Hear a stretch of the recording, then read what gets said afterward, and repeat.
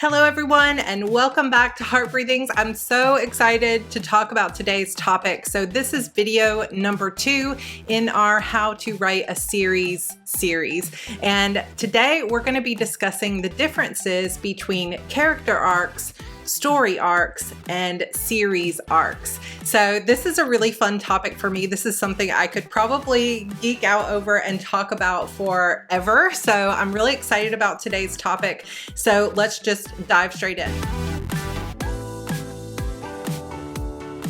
If you are new to this channel or you're new to this particular series of videos, this is an 8-part series on how to write a series, and we're going to be discussing a lot of different aspects of a series, including how to write a series Bible, how to plan your series, how do you know how many books should be in a series. We're going to cover a lot of ground here. So I hope that you'll subscribe and make sure that you like this video, as well as hitting that notification bell so that you'll get notified whenever a new video comes up from me. I hope to be posting these videos every single Thursday, so definitely come back and check out for the next video.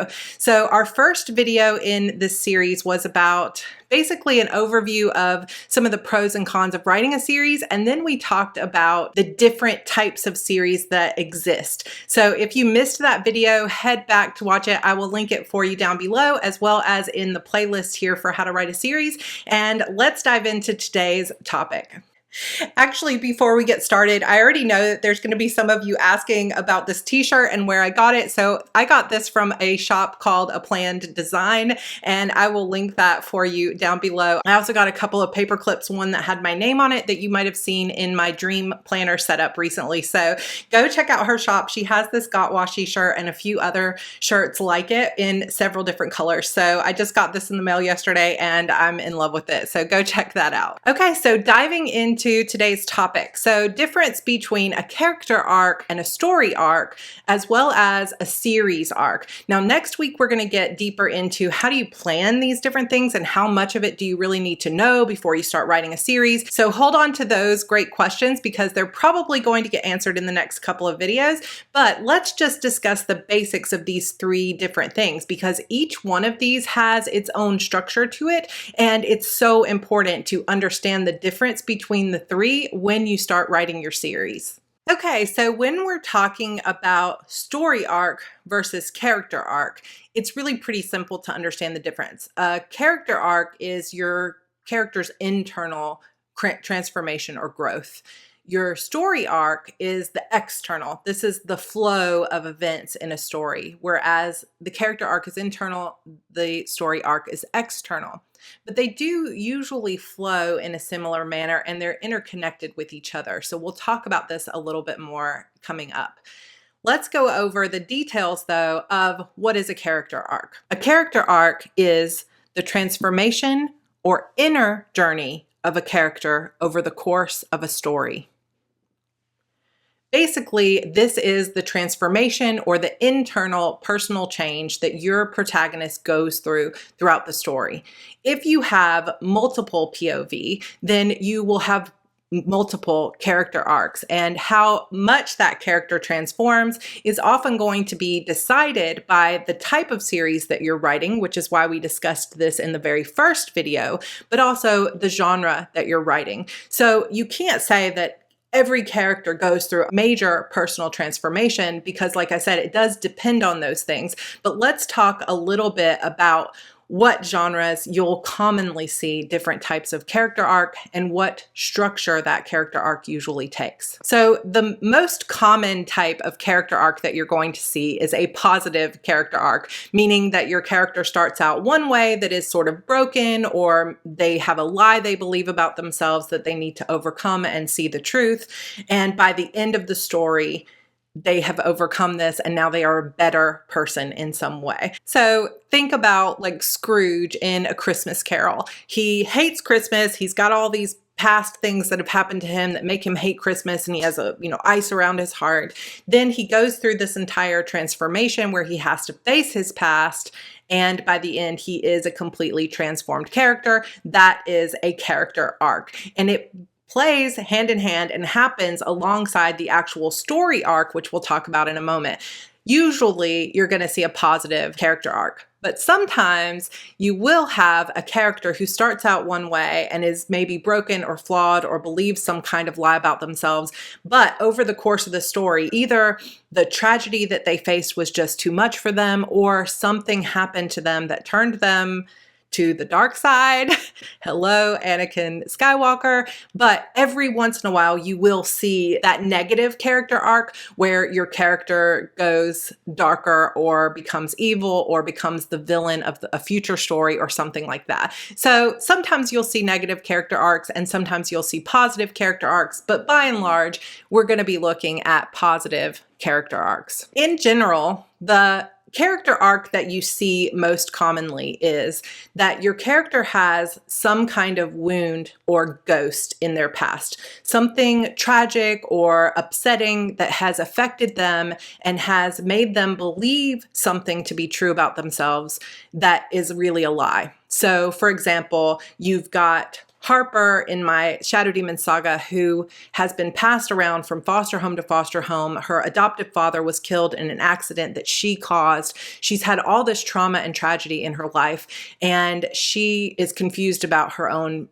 powers that she sees. So when the story opens, she's got this wound of her past of being passed around and nobody wants her. So that wound has led her to believe a lie about herself. And that lie is basically what determines the way that she shows herself to other people, the way that she acts, the way she believes about her life. It influences every decision and every interaction that she has. And her particular lie is, I'm broken and I'm unlovable and I'll never find love. She desperately wants to be loved and accepted, but she really believes that she's not worthy of that because of her past. And this is a pretty common character wound and starting place. So that's where the story begins, is that she has this wound and she has a lie now that she tells herself, which is that she's not lovable. And because of that lie, she presents a false self to the world. And her false self is like a way that she's trying to protect herself, like an armor she puts on that is saying, I don't care about you. I don't need anybody to survive, right? Then as she progresses through the story, her character arc is that she begins to understand by the end of that story that she is in fact special, and that she's starting to see a glimpse of the fact that there might be a place where she fits in this world. And she's starting to imagine what life could be like if this lie was no longer true, which means she's starting to get an idea of her true self. So let's talk about this type of structure where you go from a wound in the past that leads to a false lie or belief about your character believes about themselves. Then transformation throughout that story that leads them to glimpse the truth of who they are, which is usually the opposite of the lie they've been telling themselves. That is usually the arc that a character will go through. Now, sometimes it won't necessarily be a huge wound in the past. Like if we've been watching some of the Marvel movies lately, so you've got Thor. So Thor doesn't necessarily have a huge wound in his past. He has a wound that occurs there inside the book or inside the movie itself. But at the beginning, if you look at his character arc, he is someone who is extremely arrogant and prideful and believes that his way is the best way. And he's just like, let's kill them all. If they don't do what we say, we'll kill them all. And because of his pride, his father, the All-Father, sends him down to earth where his powers are completely stripped from him. And that experience of the story itself, the story arc, influences his character arc to where he finally realizes that it's not just all about me, that I actually have to protect people. I have to become worthy of this hammer. And so you see this character arc where he's not just thinking about himself. He's not just arrogant. He understands his own weaknesses and he is willing to sacrifice himself for others. You see a similar type of character arc if you look at Iron Man and Tony Stark. When you first start out, he doesn't necessarily, he does actually have a wound with his father, and that presents his false self that like, hey, I'm just a party guy, whatever. And then he has this experience of being captured and people want to use his weapons in a certain way that transforms him so that by the end of that first Iron Man movie, he's not a completely unbroken person. He hasn't fully faced the demons of who his father was, but he is now no longer the self-centered party boy that he was in the beginning. So this is typically the structure you're going to see. Wound, or something that happens in the story that creates a wound, a false self that your character portrays because of a lie they believe in themselves.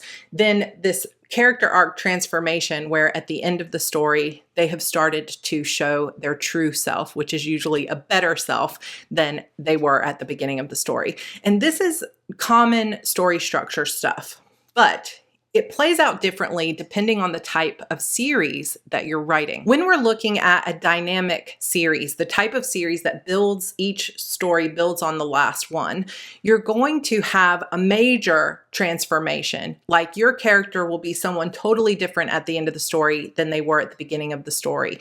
But that character arc needs to go over the course of the entire series. So each book, similar to what we're about to talk about in terms of story arc, each book will have a small transformation for your character, but they won't have their entire transformation completed until the end of the story. So just to pull another example from a movie that you might have seen, so let's talk about the Matrix trilogy. When you have the beginning of the story, you've got Neo, who believes that the world is as it is, and he does see that there are some other things going on. He thinks he's kind of on to some kind of mystery or some kind of thing that other people can't see, but he doesn't understand what the Matrix is, and he certainly doesn't think he's anything special. He's just kind of like a low-level hacker, basically.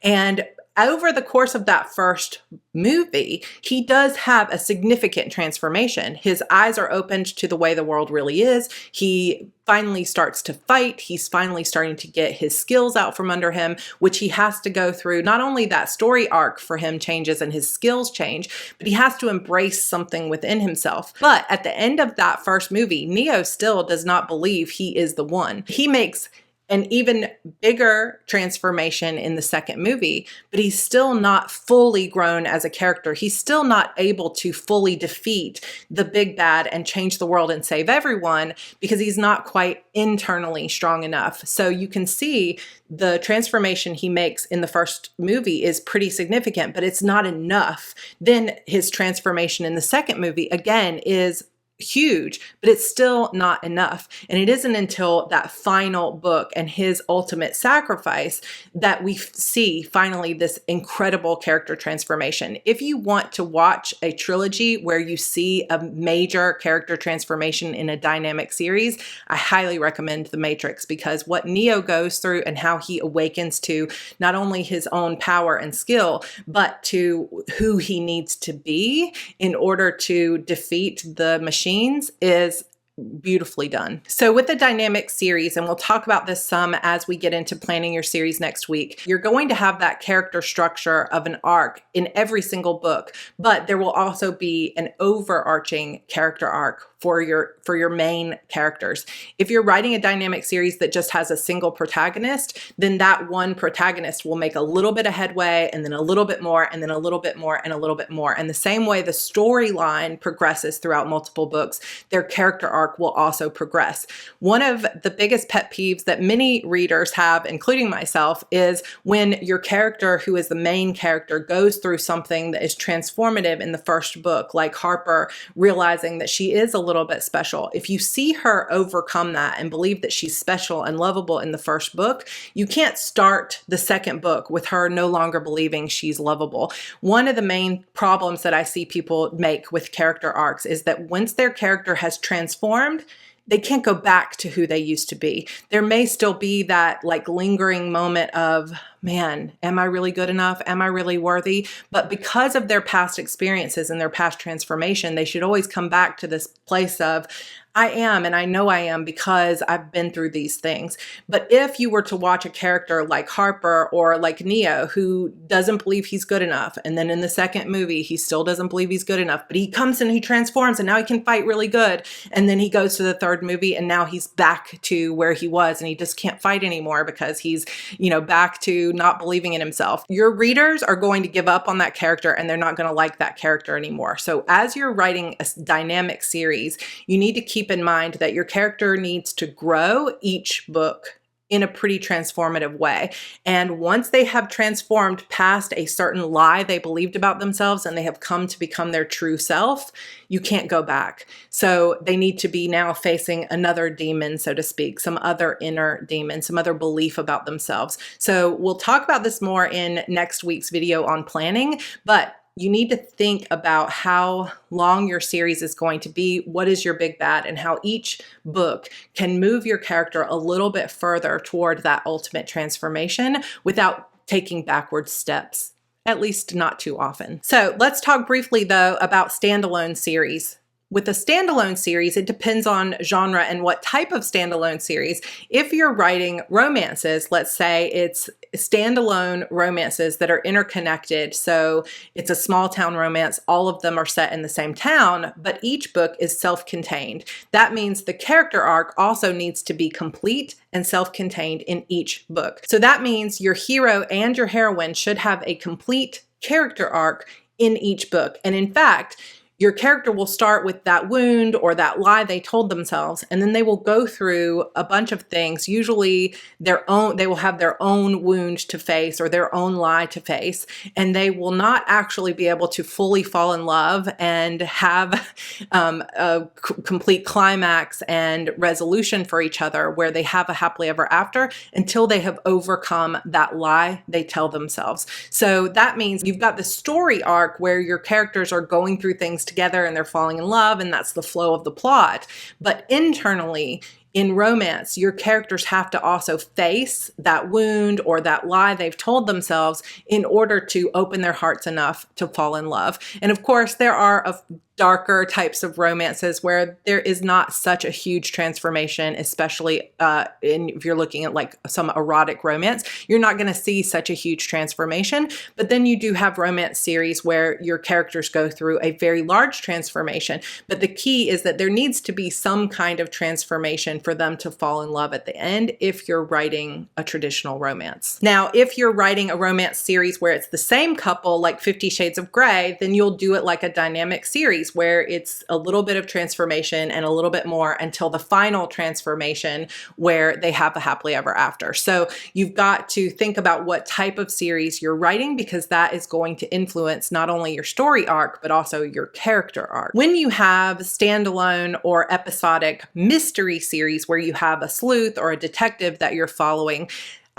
sometimes you will not see a huge character arc or transformation. And in fact, some standalone type series like James Bond, you almost have no character arc at all. So this is another example where you need to know what type of series you're writing, what type of character you're writing. Sometimes, like with Jack Reacher or with Eve Dallas, you're going to see a little bit of character arc and growth in each book, but it won't always be this massive transformation that you might see in a dynamic series, because, you know, there's going to be 50 books with this character and the real focus is that story arc where you're looking at the whodunit or the mystery. And then on top of that, you have a little bit of character arc, but it's really story driven instead of character driven. So just the key to remember with all of this is make sure that you know what type of story you're writing and then tailor your character arc or transformation or growth to that type of story.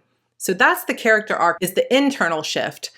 The story arc is basically the unfolding of the plot. So when you're plotting your novel, you have these plot points that you hit, right? So you're like, okay, here's the argument against transformation and the first doorway and, you know, all these things. So you've got those plot points, but the story arc is really the way that all of that unfolds. It's the flow of the story. And most stories follow a similar type of story arc. There are 5 classic elements to a traditional story arc. So you have exposition, which is the who, what, when, where, why, how. So this is like where your story begins, the setting, who it's about, what your character's going through, what their life looks like right now. So you've got that exposition at the beginning. Then you have some kind of rising action. And this is where we're talking about like the inciting incident, the like trials and tribulations that your character goes through. This is the majority of the story, is the rising action part. Then you will have a climax. So you'll have a moment where the tension is at its greatest and it seems like your character's never going to get out of it. That is the climax of your story, where it all comes to a head. Then you have falling action, which is after the climax. This is kind of the end of the story, and then finally you have the resolution. So a story arc is basically contains all of those plot points that you'll have in a story or in a plot, but it usually goes like this: exposition, rising action, climax, falling action, and then you're done. And of course, we all know that the rising action itself tends to also kind of go up and down in terms of the flow of the story. When I was doing some reading up on this video and some research, I also discovered, this is something I knew but I didn't have exact terminology for, that there are actually considered certain archetypes. So this is something we didn't talk about with character arcs, but now that I'm getting here, we probably should have. So there are often archetypes when it comes to characters. If you would really like to read more about archetypes, especially when it comes to romance novels, check out the book Heroes and Heroines, because it goes through the different archetypal characters you will find in fiction, like the spunky kid or jaded hero, you know, or whatever it is. So there are archetypes that are pretty common that you'll see some of your characters go through. So if you're interested in that, I will link some of the reading that you can do for different character archetypes. But what I didn't realize is that there are actually archetypes for story arcs as well. And I knew it, but I guess I just had never put that together in the exact way. So I'm going to tell you what these are. So you've got comedies and tragedies. Obviously, we know this from studying Shakespeare in school. You have there's a certain structure and archetype to a comedy story. Then there's a certain type of structure to a tragedy. You also have the quest. You have overcome the monster, rags to riches story, a voyage and return, and a rebirth story. I think most of my fiction falls into the overcome the monster, like defeat the big bad type of story. But it's really interesting to think about your story in terms of archetypes. So if you want to do some more reading about this, you can check out Christopher Booker's 2004 book called The 7 Basic Plot Points. So I will link that for you down below. This is a book I have not read myself, and I'm actually looking forward to picking it up because I love to read craft books. So I'm excited to hear what he has to say about these different story archetypes. Another book that you might want to read if you want to read about different story archetypes is Blake Snyder's Save the Cat, because he talks about how there are only certain kinds or only a specific number of types of stories, and he has a lot of good examples in that book as well. So I will link all of that stuff for you down below. But similar to the way that character arc flows, where you have, you know, where your character is in the beginning, the things they go through, and like I've talked about before, if you go and watch my series on how to plot a novel, I talk more about the mirror moment, but this is something you may want to check out from James Scott Bell as well, that he talks about your character in the middle or midpoint of a book will usually have a mirror moment where it's as if they're looking in a mirror and saying, what have I become? And that what have I become moment is often a transformational moment for your character where they say, oh my gosh, this lie is not really true. So this is kind of a combination of books, and I am going to have an entire resource list for you in the workbook that you'll be able to download next week, but I've also included some links for you down below because this reading, it's almost too much to go into in a short video here, but there is so much more to those character arcs than meets the eye. So there's a lot more reading for you to do there. Also, the story arc and the character arc will go hand in hand. So like I said, that exposition that you have in a story arc, that is often where we learn about the character's wound, maybe, but we learn who this character is, what they believe about themselves, and what that false self is that they're portraying to other people. We also learn the setting and where they live and what's happening in their world. Then as the story arc has rising action, that's where we really get into the nitty-gritty of what this character is going to go through. So you have an inciting incident that pulls them into the story. You have that character constantly being challenged and growing, not only externally through the plot, but internally they're facing their own demons or their own lie about themselves. When you hit the midpoint of a story, you often hit what James Scott Bell calls the mirror moment, where your character looks in the mirror at themselves figuratively and says, oh my gosh, what have I become? So they're starting to understand that this lie they believed about themselves is not actually true. And that in order to defeat this story, or in order to fall in love, or in order to complete their character arc, really, to complete their journey and to go where they want to go, they have to transform. At the midpoint, they're usually not ready to transform yet, but there's going to be a plot point there that forces them to look in the mirror. So the story arc and the character arc really go hand in hand, with some of these plot points mirroring what's going on internally with your character. Then by the end of the story, you're going to have that climax. And in that climactic moment is when your character truly has their transformation and they finally are able to embrace whatever's deep inside of them, or they're finally able to see that what they believed all this time was a lie, and that they need to embrace the truth of who they are. And then once they do that, they're able to defeat the monster, get the girl, fall in love, whatever your type of story is. But it's true across many genres that you're going to have that transformational moment that goes hand in hand with the black moment and the climax of the story. Then you have the falling action, which is kind of the wrap up and, where things are, and then that final resolution. So in that final resolution is where you see your character in their new world, how they are now as opposed to who they used to be. So that is basically a thorough explanation of story arc versus character arc. And of course, some of the books that I would highly recommend to you will be a complete resource list that I'll have for you in your series workbook that you'll be able to download next Thursday. But I will also link some of these books down below if you're ready to get a start on them, because there is so much more involved here in character arc and story arc than I could possibly explain to you in short videos, but hopefully this gives you a good idea of it. Now, what's the difference then between a story arc or a character arc and a series arc? So a series arc is an overarching story arc that takes place over multiple books. So again, what type of series arc you're going to have and how big it is can often depend on the type of genre that you're writing. Every book that you write needs to have a story arc. It has that exposition, rising action, climax, falling action, and resolution. Every story that you write should have that type of story arc. But not every series needs a series arc. So if you're writing a standalone type of series, you don't necessarily have to have some kind of overarching storyline. It can just be that each book stands alone, and that's fine. Sometimes with an episodic series, each book stands alone, but you do have an overarching storyline. So for example, in my Fairhope series, those are standalone romances, and you could pick them up at any point in the series and enjoy a complete story arc and the two character arcs for the hero and heroine.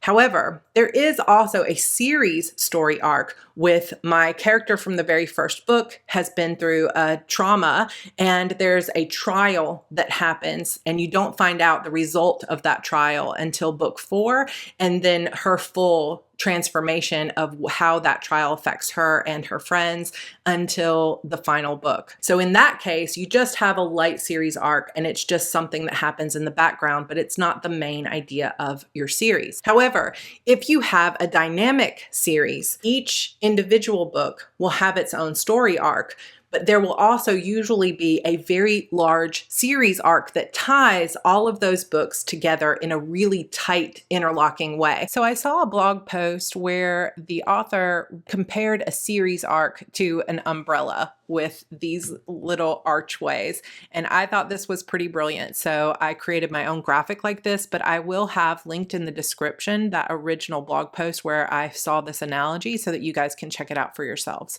So a series arc is an overarching story arc that extends over multiple books in a series. So this is the top of the umbrella. It still has a similar shape to a regular story arc because it is a story arc, but you don't get it all in one book. It unfolds over multiple books. So each book will have its own story arc.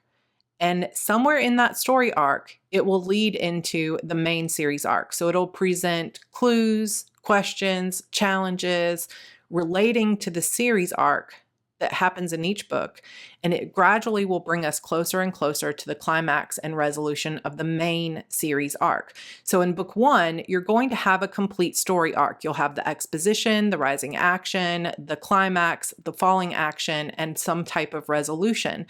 But you will also have some type of clue or question, or your character will go through something that leads into a greater story arc, something that isn't answered all in book 1, that leaves story questions left to be answered, or that leaves some kind of overarching villain. So it might be a mini boss that gets defeated, or it might be something that gets defeated and you find out at the very end that, hey, this is actually a much bigger organization that we're fighting than we thought. And it can vary as much as the type of genre that you're writing, but each book adds to the story arc itself. Now, in this example, I only have 4 books here because that's the size of the umbrella. But of course, a series arc can extend over only 2 books. It could extend over 20 books. It's also worth noting that if your series includes a character transformation arc, each book is going to have its own character arc that, similarly to the story arc, builds until the transformation of that character is great enough for them to finally defeat the main story problem, or whatever the main question is, or the overall series arc. So in this way, your series arc includes elements of your individual books' story arcs and your individual books' character arcs. So it's all 3 of these things are going to play with each other very, very closely. So you can hopefully see now how important it is to start thinking about your series plan, which again, we'll have a video on this next week. So make sure you're subscribed and you hit that notification bell so that you'll come back for the next video in this series. So think about the Harry Potter series, for example. Each book has its own sort of standalone mystery or event. You've got the Sorcerer's Stone and what's going on with that. You've got the Basilisk and everything that happens there. You've got the cup, the Triwizarding Cup. You've got each book having its own sort of self-contained mystery, but it's extremely closely tied in and woven in with the series arc of the evil Voldemort and his followers and who is going to defeat him. And that overarching series arc influences every single book.